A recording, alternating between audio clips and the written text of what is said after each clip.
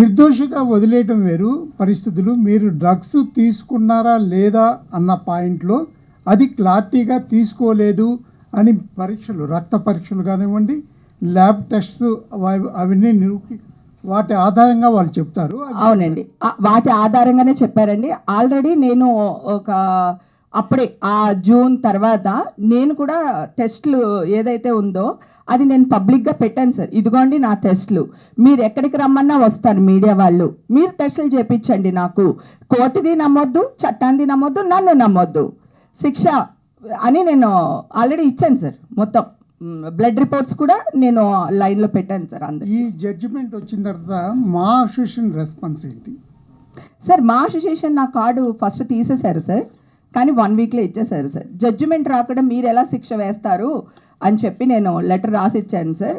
ఆర్టిస్టులకి చైతన్యవంతంగా ఉండడానికే ఇది మనకి అసోసియేషన్ అనేది, కష్టంలో ఉన్న ఆర్టిస్టులని, పూర్ పీపుల్ని ఆదుకునేదే అసోసియేషన్ సార్. అలాంటి అసోసియేషను తీర్పు రాకుండా, కోర్టు తీర్పు రాకుండా ఇలా చేయడం కరెక్ట్ కాదు, ఏదో మీడియాలో వచ్చింది నమ్మకూడదు అని చెప్పి నేను లెటర్ ఇచ్చాను. వాళ్ళు ఇమ్మీడియట్గా నా కార్డు నాకు ఇచ్చేసారు సార్. ఇమ్మీడియట్గా జరిగిపోయింది, 1 వీక్లో జరిగిపోయింది. మేడం హేమ గారు, కానీ ఇండస్ట్రీ నుంచి మీకు ఎందుకు అంత సపోర్ట్ అసలు రాలేదు? ఎందుకు రాలేదు సార్? చిరంజీవి గారు మనుషుల్ని పంపించారు, తనకేం కావాలో హెల్ప్ చేయండి అన్నారు. తర్వాత మా హీరో, ఇంకో 2-3 హీరోలు, డైరెక్టర్లు అందరూ సపోర్ట్ చేశారు సార్ నాకు. సార్ నా ఇండస్ట్రీ నాకేం సపోర్ట్ లేదు. విష్ణుబాబు కూడా సపోర్ట్ చేశాడు సార్, ట్వీట్ కూడా చేశాడు.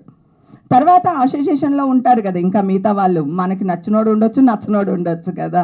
సో అదేదో జరిగింది మిస్టేక్, కానీ ఇమ్మీడియట్గా సర్దుకున్నారు. ఇండస్ట్రీ సపోర్ట్ నాకు 101% వచ్చింది సార్.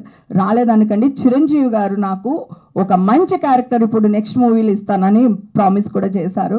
ఆయన పర్సనల్గా రాకపోవచ్చు నా దగ్గరికి, ఆయన మనుషులతో కవర్ పెట్టారు. నేను ఈ ఇష్యూలో ఉన్నప్పుడు ఎవరి హెల్ప్ తీసుకోలేదండి, ఎవ్వరికి ఫోన్లు చేయలేదండి. ఎందుకంటే నేను నిర్దోషనని నాకు తెలుసు. ఫస్ట్ నుంచి ఇదే వాయిస్లో మాట్లాడుతున్నాను, ఇప్పుడు ఇదే వాయిస్లో ఉన్నాను. నేను డ్రగ్సే కాదండి, నేను పార్టీలకి వెళ్తాను, నేను తిరుగుతాను, తిరగనని చెప్పట్లేదు. నేను నా లైఫ్లో ఎంతో కష్టం చూశాను. ఇల్లు, కిచెను, షూటింగ్ తప్ప నాకేం తెలియదు. సో ఇప్పుడు నా లైఫ్ నేను నిజంగానే చిల్ అవుతున్నాను. చిల్ అవ్వడం ఒక బూతులాగా వేసేసారు వీళ్ళు. కానీ ఇది నా లైఫ్, నా ఇష్టం.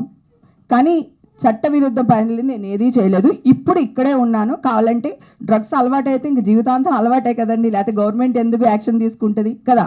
ఇప్పుడు కూడా నేను ఇక్కడ రెడీగా ఉన్నాను. మీరు ఎవరన్నా నాకు టెస్టులు చేస్తానంటే చేయించండి.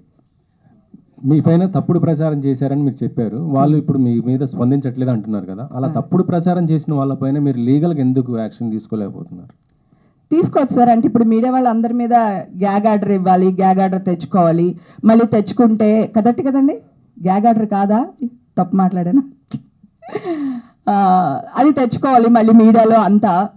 సో ఆల్రెడీ నేను సఫర్ అయ్యాను, కోర్టుల చుట్టూ 1.5 సంవత్సరం తిరిగాను.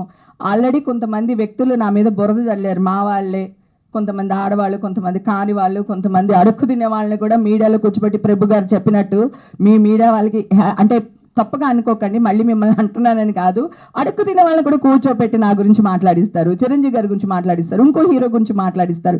మీ ఎథిక్స్, మోరల్స్ ఎక్కడికి వెళ్ళిపోతున్నాయి సార్? నా ఇండస్ట్రీ నాతోనే ఉంది, నాకు సపోర్ట్ చేసింది. నేనేంటో నా ఇండస్ట్రీకి తెలుసు, మీ అందరికీ బాగా తెలుసు, ఓకే. కానీ మీ నుంచి ఈ ఎఫెక్ట్ జరిగింది చూడండి, అది తట్టుకోలేకపోతున్నాను. నా కోర్టు నుంచి వచ్చిన తీర్పు కంటే కూడా ఇప్పుడు మీరు వేసే న్యూస్ ఉంటుంది కదా, ఇదే నాకు వాదార్పు, ఇదే నా సక్సెస్.